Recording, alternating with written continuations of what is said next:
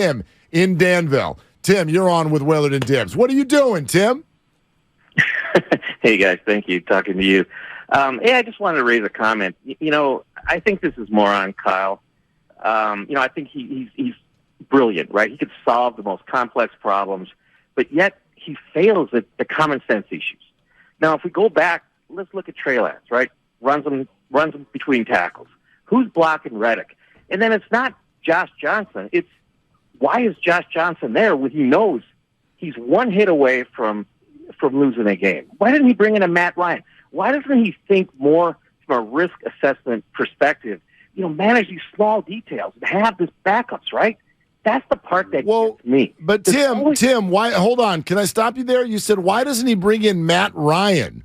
Matt Ryan's on the Colts.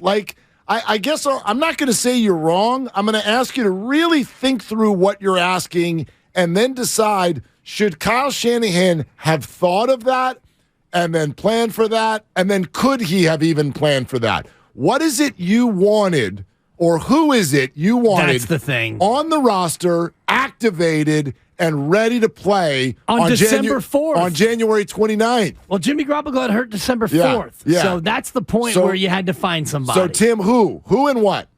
Well, who? Okay, I thought he could have gotten Ryan, maybe not, but someone who can win a playoff game because he knows that Purdy goes down, it's all over. No one is there. And it was just a despicable game, right? It was a disgrace. I love the Niners, and I'm a big fan. But it was such a bad show. But, Tim, you're right, but the bad show was not the fault of anyone. The guy got hurt. Tim, thanks. Here's the thing that gets really weird, especially in a year where the 49ers ended up in an NFC title game with their third quarterback. Right. The situation that and their fourth quarterback. Right. The situation that Tim just laid out is literally how teams exist. Oh, my gosh, we're one hit away. The Chiefs are going to play in the Super Bowl on Sunday with Chad Henne as the backup. We are one hit away from Chad Henne. Will they activate a third quarterback? That's the question. I would think no. Exactly. Maybe because Mahomes comes in dinged. Maybe the Eagles do too because Hurts comes in dinged. I don't know. Gardner Minshew considered a high-level backup, so maybe this doesn't apply to Philadelphia. But we did this exercise before. Go around to the best quarterbacks in the game and even tell me who their backup is. Well, let's go back to December 5th. And I see people on the YouTube chat saying the caller is right from Rip Cougar Rebel. The caller is right. Niners needed a better backup than Josh Johnson. Okay, on December 5th, let's go back in time. Jimmy Garoppolo breaks his foot. Trey Lance is not going to be ready. We got Brock Purdy. It's Brock Purdy time, and we know that Brock Purdy is the man. Great. And we've gone forward with Brock Purdy, who was available at quarterback in that moment.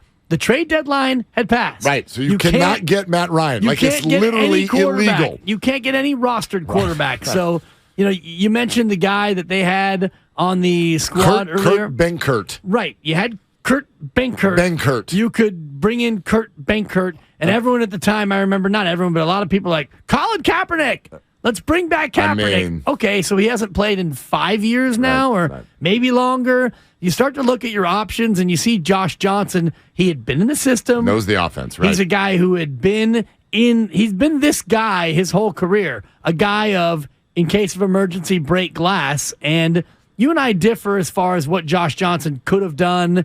And again, the fumble at the end of the first half, to me, changed everything in that game. I'm not saying that he would have lit it up and led them all the way back, but yeah, I saw nothing. I saw zero encouraging. I saw a guy who was super rusty, and the moment was a little bit too big for him. Totally. I don't blame him for this. I just didn't see anything they were down 14-7. Yeah. With a chance to, limp to the half, and maybe he regroups and comes out in the third quarter and he's different. It's all revisionist history because it's not the way it went. But for everyone saying you should have had somebody better than Josh Johnson, tell me who. Right. And give me another scenario ever in the history of the NFL where QB4 went in and did something. Everybody always, when we talk about the Niners this year, everyone starts bringing up the backups.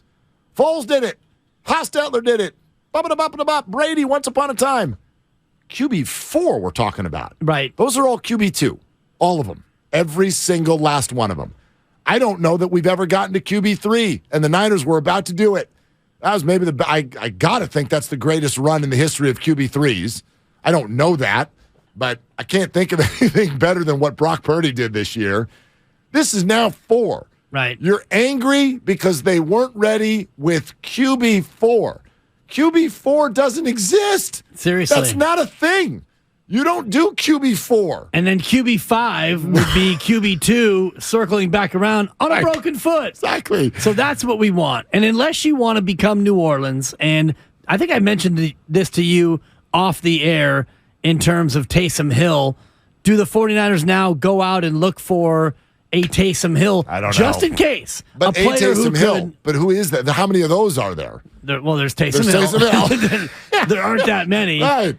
And that's why... And I thought that maybe they could have just gone straight to McCaffrey or straight to Juszczyk. If Brock Purdy can't throw the ball, then just let's go straight Wildcat. I don't know. Or somebody who can. Like, they may not be able to throw it well, but or Tom Tupa. But their arm's attached. Exactly. I mean, right? Debo has thrown a ball. He had a beautiful throw against the Rams last year. I'm not saying you can drop him back, but I don't know. Somebody whose arm's attached.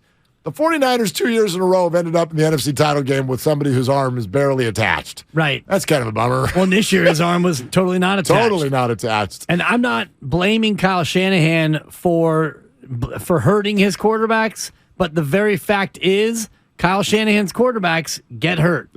So, and I don't know if, and many people have come down my road, oh, you're blaming Shanahan. I'm not.